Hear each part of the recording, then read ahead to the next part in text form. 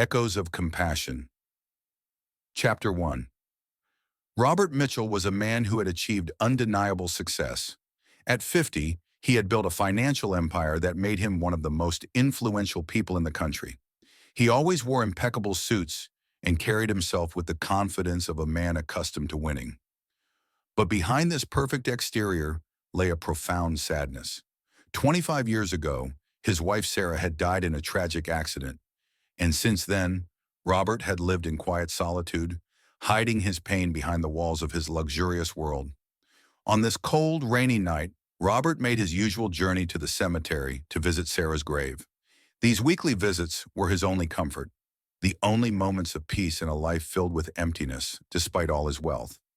As he crossed a busy street, he noticed something unusual on a dark corner.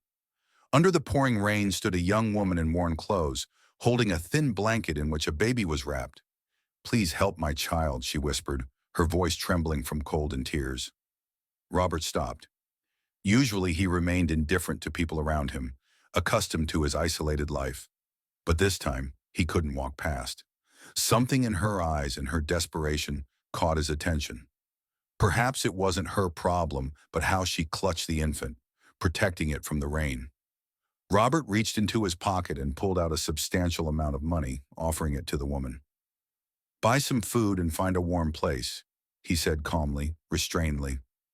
The woman looked at him with disbelief, as if she couldn't believe someone had noticed her. "Thank you.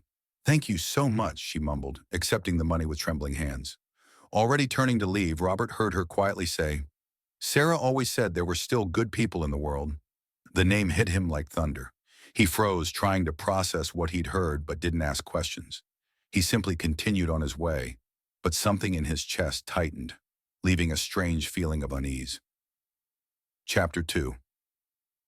The night seemed endless for Robert. Despite all attempts to focus on business, something inside wouldn't give him peace. The woman on the street holding the baby wouldn't leave his thoughts, but what troubled him most was the name. Why had this homeless woman mentioned the name of his deceased wife? The next morning, as every week, Robert went to the cemetery. He always brought a small bouquet of white lilies, Sarah's favorite, and placed them beside the headstone where her name was engraved with elegant simplicity. For Robert, these were the only minutes when he felt closer to the woman he had deeply loved and lost so unexpectedly. Approaching the grave, he noticed something unusual. A familiar figure knelt before the headstone, hunched, still holding the baby in her arms. It was the same woman he had helped the previous evening. Robert momentarily froze. What is she doing here? Questions swirled in his head, and he quickened his pace, overcome with curiosity and concern. As he got closer, he heard the woman whispering, "Thank you, Sarah. If it weren't for you, I wouldn't be here." Her voice trembled with emotion. The baby, wrapped in the thin blanket, slept peacefully, unaware of the world around him. "What are you doing here?" Robert asked, interrupting her. His voice was firm but full of bewilderment. The woman looked up, and he noticed her eyes were filled with tears. For a moment she froze, as if not knowing what to answer. Then she took a deep breath and said, "Sarah saved my life many years ago. I had no one, and she helped me even when she didn't have to. I just came to say thank you." Robert felt a chill run down his spine. He had never known that his wife had helped someone in this way. Sarah had always been kind but extremely modest in her actions. He couldn't understand how his wife was connected to this woman. "How exactly did you know her?"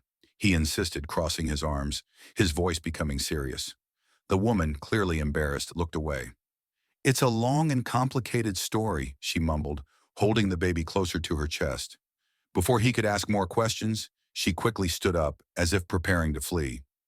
"Thank you for your help yesterday. I need to go." Robert tried to stop her, but she already hurried away, carrying the baby in her arms. He remained standing at Sarah's grave, experiencing a storm of emotions. Who was this woman? And why had Sarah never told him about her? Concern didn't leave Robert as he drove home. Chapter 3. The words of Jessica, as he now knew she was called, continued to echo in his head. Who was this woman who thanked his wife, dead for so long? And how was Sarah connected to her life? Returning to his mansion, Robert headed to his study. Among the documents and memories accumulated over the years, he found an old wooden chest that Sarah had used to store important things. He paused momentarily before lifting the lid. Inside lay letters, old photographs, and small items that seemed insignificant but were undoubtedly dear to her. Robert began carefully flipping through the papers until a letter caught his attention. It was dated 25 years ago and written in Sarah's elegant handwriting. Dear Jessica, you are stronger than you think. Never let the world steal the light you carry within you. I will be by your side as long as I can. If you need anything, you know where to find me. The words were simple, but filled with deep feeling. Did Sarah send this letter? And why had she never mentioned it?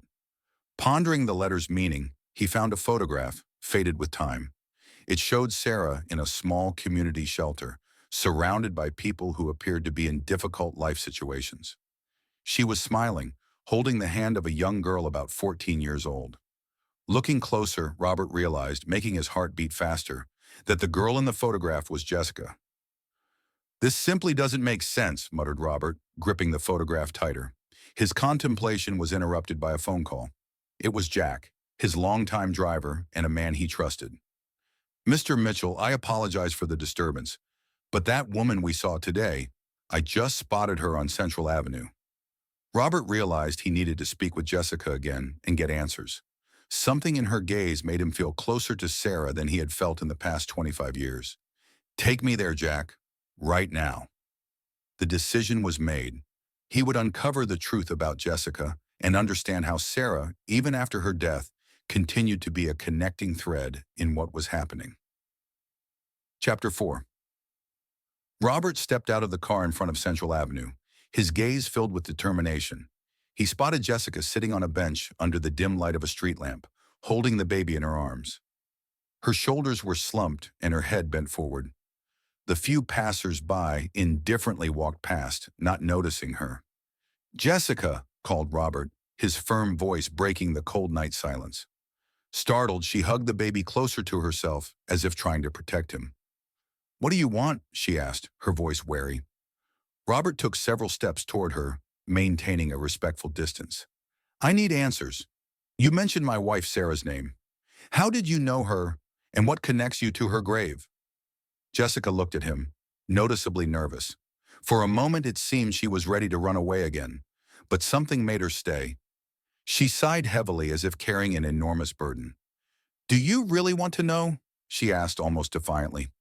Yes, and I won't leave until I hear the whole truth, he replied, crossing his arms.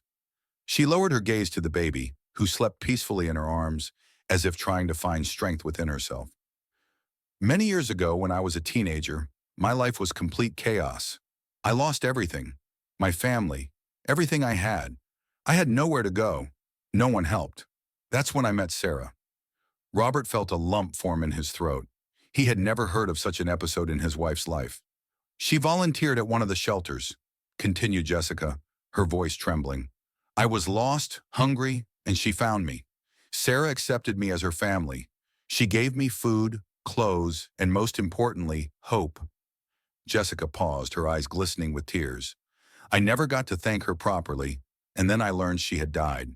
The only thing I could do was come to her grave and say that I would never forget what she did for me. Robert listened silently, absorbing every word. He couldn't even imagine that Sarah, the wife he thought he knew perfectly, had performed such kind and important deeds. And the baby? He asked, pointing to the infant sleeping peacefully in her arms. Jessica hesitated but answered honestly. This is my son. When I found out I was pregnant, my first thought was Sarah's example. She always said that even in the most difficult moments, one must fight. Robert took a deep breath. Pieces of the puzzle were starting to fit together, but many questions remained. You need a safe place to live, he said, taking his phone from his pocket. I'll make sure you and your child have a secure place to stay. Jessica looked at him with distrust. Why are you doing this? He paused before answering. Because Sarah believed in you, and because perhaps by helping you, I can find what I've lost myself. Chapter 5. Robert escorted Jessica and the baby to a small hotel nearby, where he paid for a simple but clean room so she could spend the night in safety. Although Jessica obviously felt uncomfortable in this situation, she had no other choice but to accept the help. Sitting in chairs opposite each other in the small room, the silence was broken by Robert. Jessica, I want to help you and your baby, but for that, I need to understand everything. I want to know the truth, without any omissions. She took a deep breath, now in more detailed specifics. I was only 14 when I met Sarah. My father was a cruel man, and my mother left us when I was little. A fire that destroyed our home was the only thing that freed me from that hell. Jessica's eyes were fixed on the baby as her voice revealed the pain of long-buried memories. I ended up in a shelter, completely alone. Sarah came there as a volunteer. She not only gave me food and a place to sleep, but listened to my story. She was the first person who treated me as if I truly deserved help. Robert felt a lump form in his throat again. He had never known about this altruistic side of Sarah. But one day she disappeared. I don't know why she left. Maybe she had to. I never managed to find her. Jessica paused, her eyes glistening with tears. When I learned of her death, I felt as if I had lost the only person in the world who believed in me. Robert remained silent, processing what he had heard. His head was full of questions, but one was more urgent. "And what about your baby's father?" he asked in a gentle tone. "The father, it doesn't matter. He left us as soon as he learned about the pregnancy. I don't want my child to grow up with the pain I experienced." For the first time in many years, Robert felt a flash of purpose. He realized that helping Jessica and the baby was not just a moral duty, but something that once again connected him to Sarah's memory. "Jessica, I want to ensure you have the opportunity to start a new life. That's what Sarah would have wanted." She looked at him with disbelief. "Why? Why do you care so much about me?" He stood and took out the photograph he had brought with him, the one he had found in Sarah's chest. He showed it to Jessica. "Because somehow you were already part of her life, and now you're part of mine." Jessica looked at the photograph, and tears flowed down her cheeks. Chapter 6. The next morning, Robert couldn't find peace. After a night of reflection, he understood that Jessica's story and her connection to Sarah was just part of the puzzle. He decided to visit Jessica again at the hotel to learn more about what united her with his late wife. When he arrived, Jessica was sitting by the window, holding the baby in her arms. Her gaze was immersed in thought, but noticing Robert, she smiled timidly. "I didn't expect you to return," she said with a note of surprise in her voice. "I want to know more," he said, sitting across from her. Jessica took a deep breath and began speaking. "I've already told you how Sarah saved me, but there's something else, something I've never dared to tell anyone." Robert leaned slightly forward, listening attentively. "You can trust me, Jessica. When Sarah found me at the shelter, I was pregnant," she confessed, her voice full of emotion. "It was a secret I kept from everyone, even from her. I was too young, scared, and didn't know what to do." Robert was silent, trying to comprehend her words. "Sarah was the only person who gave me the strength to keep living. Although I never told her the whole truth, it was thanks to her that I decided to give my child a chance." Robert took a deep breath, feeling a mixture of sadness and admiration for Sarah. "And what happened to that child?" Jessica lowered her gaze, holding the baby closer. "They took him away from me. I had no choice. They took him away, and I never saw him again." Her confession hung in the air like a heavy burden, but Robert knew this wasn't the whole truth yet. He looked at the baby in her arms and asked, "And this baby?" Jessica smiled weakly. "This is my second child. When I found out I was pregnant again, I promised myself that I would never let anyone take him away from me." Robert felt an ache in his chest.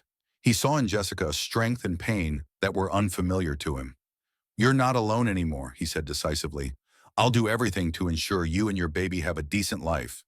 Jessica looked at him, her eyes filling with tears. "Why are you doing this for me?" Robert thought for a moment before answering, realizing that his decision to help Jessica was not only a way to honor Sarah's memory, but also an opportunity to fill the void in his heart, to find new meaning in life. Chapter 7. Robert couldn't ignore the concern growing in his heart. Jessica's story seemed incomplete, and something inside him suggested she was hiding more than she was willing to reveal. Determined to get to the truth, he contacted his old friend Daniel, who worked as a private investigator. "Daniel, I need your help with a very personal matter," Robert said over the phone. "What do you want to know?" replied Daniel, as always concise. "I need you to find out everything about a woman named Jessica. She lost a child many years ago. I want to know where that child is now and if he can be found." There was a pause on the other end of the line. "This will be difficult, but I'll do my best," promised Daniel. While waiting for news, Robert couldn't shake the memories that began to fill his mind. He remembered Sarah, her belief in the power of human connections. She often said that even the smallest acts of kindness could create bonds that transcend time. Several days later, Daniel called back with unexpected information. "Robert, I found something, but I'm not sure if you're ready to hear it." Robert swallowed but answered firmly, "I'm listening." The child Jessica lost was adopted by a local family, but Daniel hesitated. "There are records indicating he might be closer to you than you think." "What do you mean?" asked Robert, feeling a mixture of curiosity and anxiety. "I need more time to confirm this, but there's a connection that includes Sarah's name. It seems she played an important role in this adoption." Robert felt as if the ground had disappeared from under his feet. Had Sarah been hiding this from him? Why? And how was it connected to the woman who now held a baby in her arms? Deciding that he could only get answers from Jessica herself, Robert went to the hotel where she was staying. "Jessica, I need you to tell me the whole truth about the child you lost," he said, looking at her seriously. She froze, obviously frightened. "I've already told you everything I know." "And Sarah," insisted Robert. "She knew more than you've told me." Jessica began to cry, unable to contain her emotions. "I never knew what happened to him. All I know is that Sarah promised he would be in good hands." Robert felt the truth was closer than ever, but he also understood that each new detail changed things more and more. Chapter 8. Robert's mind was filled with doubts and uncertainty. Daniel's words about Sarah being involved in the fate of Jessica's child further strengthened his determination to learn the whole truth. He knew the next step was to examine Sarah's personal archives, hoping to find the answers she had kept secret for so many years. Returning to his study, Robert again opened the old wooden chest Sarah had left. Among the letters and photographs, he found a document that seemed hidden among the papers. It was an adoption agreement, with his signature as a witness. His gaze quickly scanned the text until one clause caught his attention: the name of the adoptive family and, more surprisingly, the child's date of birth. Robert felt a chill run down his spine. This date coincided with the time when Sarah had disappeared for several weeks many years ago, without explaining anything to him. She had said it was a business trip, but now he understood she had a much more personal purpose. With his heart beating rapidly, he picked up the phone and called Daniel. "Daniel, I need you to confirm one thing. The child adopted by the Thompsons 25 years ago," he hesitated, "are they still alive? And what happened to the boy?" Daniel answered quickly. "Robert, the Thompson family died several years ago, but their son, he's alive and lives here in the city. He's a promising young man who recently got a job at a major tech company." Robert felt a wave of conflicting emotions. He needed to meet this young man, but how to approach him without revealing the truth too abruptly? As Robert found himself pondering how Sarah could have kept this secret for so long, she knew he would have supported her decision, but for some reason, she chose not to tell him. Deep down, he wondered if he was ready for the truth. The next morning, Daniel called back with news. "The young man's name is Jason. He's agreed to meet with you, thinking it's a business meeting." "Excellent. I want to see him as soon as possible," said Robert, trying to hide the excitement in his voice. The meeting was set at an inconspicuous cafe in the city center. When Jason entered the room, Robert felt as if time had stopped. There was something incredibly familiar in the young man's features. Jason confidently extended his hand, not even suspecting that this meeting would change his life forever. Chapter 9. Robert and Jason sat at a table in the cafe, where the subdued atmosphere seemed to reflect the tension in the air. The millionaire carefully observed the young man across from him.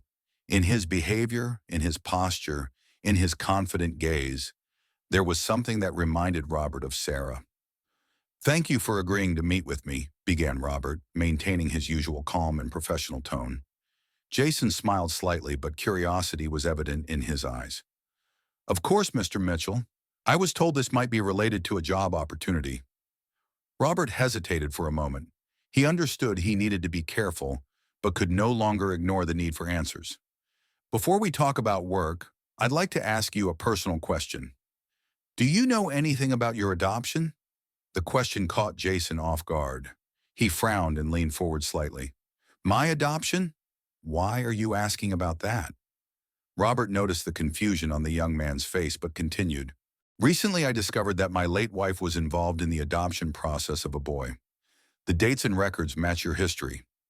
Jason momentarily lost the power of speech. He looked at Robert, trying to process what he'd heard. I know I was adopted, but I was never told the details. My adoptive parents always avoided the topic. Robert took the photograph from his pocket, the one he had found in Sarah's chest. He placed it on the table and gently pushed it forward. This is my wife, Sarah, with a young woman named Jessica. There's a possibility that you are the son that Jessica lost. Jason took the photograph with slightly trembling hands. He looked at it for a long time, and his face expressed a mixture of emotions: confusion, disbelief, and a shadow of recognition. I remember this photograph. It's in our family album, among the old snapshots. Robert's heartbeat quickened. He understood he was closer to the truth than ever. Jason, you need to know something else. Jessica is alive, and like you, she's looking for answers. The young man looked shocked, but determination appeared in his gaze. If this is true, if this woman is my biological mother, I must meet her. Robert nodded, feeling both relief and anxiety. The meeting between Jason and Jessica would be decisive. It wasn't just about finding answers, but also about healing wounds that had remained open for decades. I'll arrange everything, but I want you to know that whatever happens, you're not alone. Jason looked at Robert with respect, as if seeing him for the first time not just as a millionaire, but as a person who genuinely cares. Chapter 10. The meeting was arranged in a secluded garden. Robert knew Jessica and Jason would need privacy to handle what awaited them. Jessica arrived first, holding the baby in her arms. She was obviously nervous, her gaze constantly scanning her surroundings. When Jason appeared, she straightened up, but her hands were still noticeably trembling. Jason approached her with uncertain steps. His eyes met hers, searching for something familiar. When he stopped in front of her, his words sounded quiet but weighty. Are you my mother? Jessica felt her legs go weak. Tears welled up in her eyes as she nodded, barely holding her voice steady. Yes, I'm your mother. I never wanted to lose you. They took you away before I could even hold your hand. Jason swallowed, feeling a lump in his throat. He had imagined this moment many times since learning the truth, but nothing could have prepared him for such an emotional encounter. I grew up in a good family, he said, trying to ease the pain he saw in Jessica's eyes. But I always felt something was missing. Now I understand what. Jessica struggled to hold back tears. Her voice was trembling. This is your brother, she said carefully, turning the blanket to show the sleeping baby's face. I promised myself he wouldn't be taken away like you were. Jason moved closer, reaching out to gently touch the baby's face. He's beautiful, he whispered, a slight smile appearing on his face.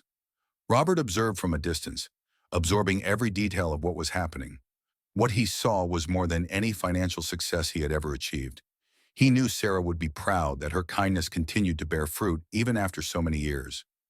Robert approached, placing a firm hand on Jason's shoulder. Sarah believed that human connections can heal the deepest wounds. I think this is what she wanted. Jessica looked at him, her face streaked with tears, and nodded. She saved me. Without Sarah, I wouldn't be here. And now it's my turn to help you, said Robert with firmness in his voice. We'll do everything to ensure this family has the future it deserves. The silence that followed was filled with meaning. No more words were needed. This moment spoke for itself, connecting three people with bonds that overcame time, pain, and loss. In this garden, under the calm sky, the past found its place, and a new chapter began. Epilogue. 6 months later, Robert sat on the porch of a modest but comfortable house he had purchased for Jessica and her children. The autumn breeze gently rustled the leaves of the young trees that had been planted in the garden. Inside, Jason was playing with his little brother, who was now crawling and exploring the world with insatiable curiosity. Jessica moved about the kitchen, preparing dinner. Her face had changed.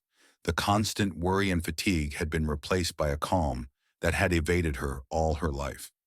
Robert watched the scene through the window, feeling a warmth that had been absent from his life for 25 years. He thought about Sarah, about how her simple act of kindness had grown into something so much bigger than any of them could have imagined. She would have loved to see this, said a voice behind him. Robert turned to see Jason holding his brother. Yes, she would have, he agreed with a quiet smile. The baby reached out, grabbing Robert's finger with surprising strength. He has her eyes, Jessica said, joining them on the porch. Robert looked at the child and for a moment saw the reflection of Sarah in his innocent gaze. We're connected in ways we never imagined, aren't we? He mused, feeling more peace than he had in decades. Jessica nodded, watching Jason play with the baby. She taught me that family isn't always about blood. Sometimes it's about who believes in you when no one else does. Robert understood that profoundly. In helping Jessica, in connecting with Jason, in becoming part of this unlikely family, he had found healing for his own broken heart. To Sarah, he said softly, raising his coffee mug in a quiet toast, for showing us that even the smallest kindness can echo through generations.